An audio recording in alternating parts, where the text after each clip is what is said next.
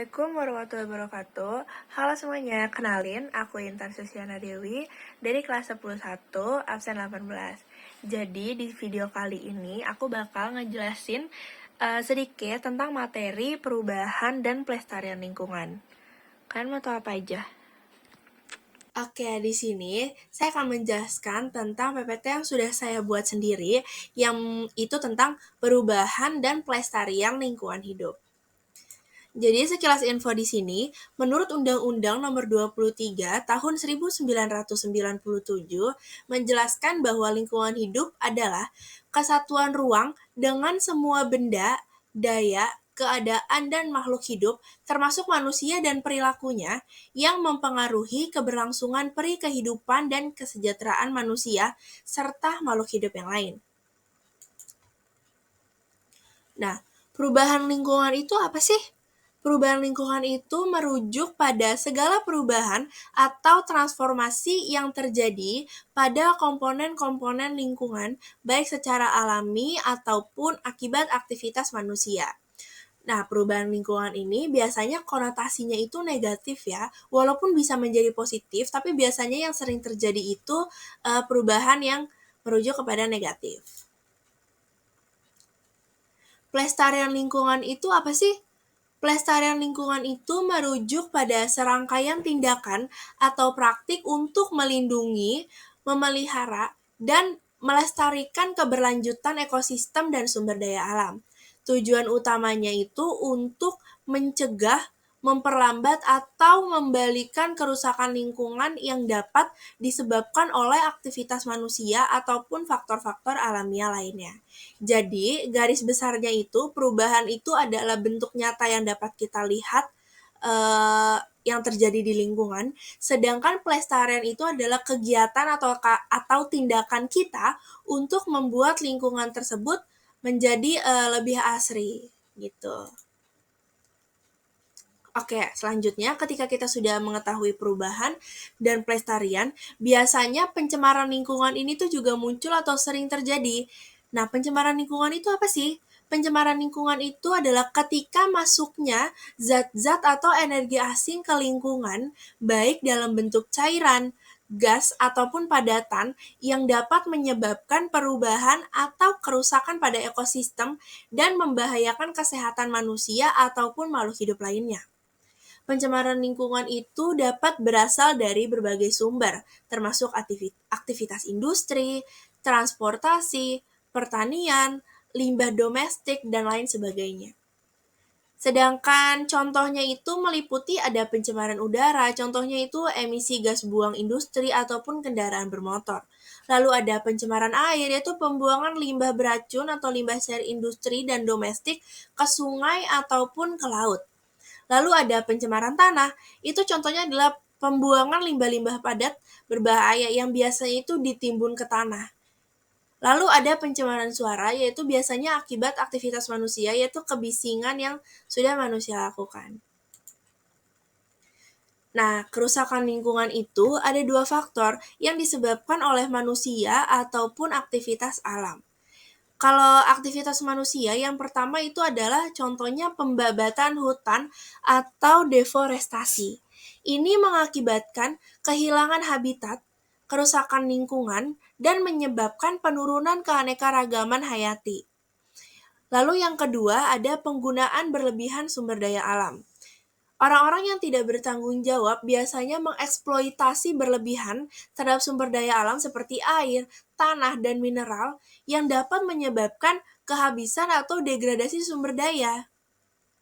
Lalu akibat aktivitas alam, saya di sini ambil 3 contoh utamanya. Yang pertama ada gempa. Gempa bumi ini menyebabkan kerusakan struktural pada bangunan, tanah longsor, dan perubahan bentuk alam. Lalu ada tsunami juga. Tsunami ini adalah gelombang tsunami yang dihasilkan oleh gempa bumi di dasar laut dan dapat menyebabkan kerusakan parah di daerah pesisir dan wilayah sekitarnya. Lalu yang keempat ada letusan gunung berapi. Letusan gunung berapi ini dapat menciptakan lahar atau abu vulkanik dan aliran piroklastik yang dapat merusak lingkungan dan infrastruktur. Nah, biasanya aktivitas manusia ini kita tuh udah bisa menebak atau memperkirakan kapan terjadinya, sedangkan aktivitas alam itu tidak bisa kita prediksi kapan datangnya. Nah, lalu ketika sudah terjadi kerusakan lingkungan, sudah terjadi pencemaran lingkungan, kita butuh cara penanganannya. Penanganan kerusakan alam melibatkan serangkaian kegiatan untuk meminimalkan dampak negatif dan memulihkan keseimbangan ekosistem setelah terjadinya peristiwa alam yang merusaknya. Nah, di sini saya ambil 4 cara. Yang pertama itu menerapkan prinsip 4R. Ada reduce, reuse, recycle, dan replant. Reduce ini mengurangi pemakaian barang yang tidak berguna. Biasanya barang-barang seperti plastik, jika sudah tidak digunakan atau sudah tidak penting sekali digunakan, kita bisa menggantinya dengan tote bag yang terbuat dari kertas, gitu. Kalau reuse itu adalah memakai ulang barang yang masih bisa digunakan. Kayak contohnya tote bag yang dari bahan kertas tadi, jika masih bisa digunakan, itu bisa dipakai kembali. Lalu yang ketiga itu adalah recycle, yang biasanya sering digunakan dan sering dikenal oleh manusia, oleh orang-orang lain, itu adalah mendaur ulang barang ataupun sampah untuk menjadi barang-barang yang lebih berguna. Biasanya botol kemasan itu bisa kita pakai lagi untuk pot tanaman gitu. Dan yang terakhir itu ada replant, yaitu menimbun sampah organik untuk dijadikan kompos. Biasanya sampah-sampah organik seperti dedaunan yang sudah tua, itu bisa ditimbun di tanah yang bisa menjadikan pupuk kompos untuk tanah dan tumbuhan sekitarnya. Lalu ada reboisasi, yaitu sikap tebang pilih dan menanam benih untuk pohon yang baru. Lalu ada bioremediasi, itu menggunakan organisme hidup seperti mikroorganisme, bakteri, jamur, ataupun tumbuhan untuk menghilangkan atau mereduksi kontaminan dalam lingkungan yang tercemar. Lalu yang keempat ada rehabilitasi lahan, yaitu serangkaian tindakan yang dilakukan untuk memulihkan atau mengembalikan produktivitas dan keberlanjutan lahan yang telah mengalami degradasi atau kerusakan tersebut.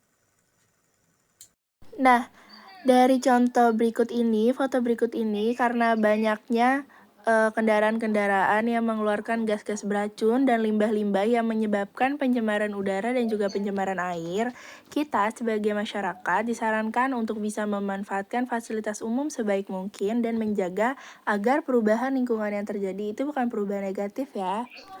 Dan jikapun lingkungan menjadi seperti ini, maka yang akan rugi pun juga kita sebagai manusia semua dan juga merugikan makhluk hidup lainnya. Nah, dari gambar yang terlihat, walaupun kita melakukan kegiatan-kegiatan yang menimbulkan perubahan negatif itu di mana, seluruh dunia, dimanapun itu juga bisa mengalaminya ya. Jadi bisa menyebabkan kerusakan secara menyeluruh. Oleh karena itu, marilah kita menjaga lingkungan yang ada di bumi kita agar bisa tetap kita tinggali dengan nyaman dan juga asri. Oke, kita udah ada di akhir video. Itu aja yang bisa aku sampaikan. Kurang lebihnya mohon maaf. Wassalamualaikum warahmatullahi wabarakatuh. Terima kasih.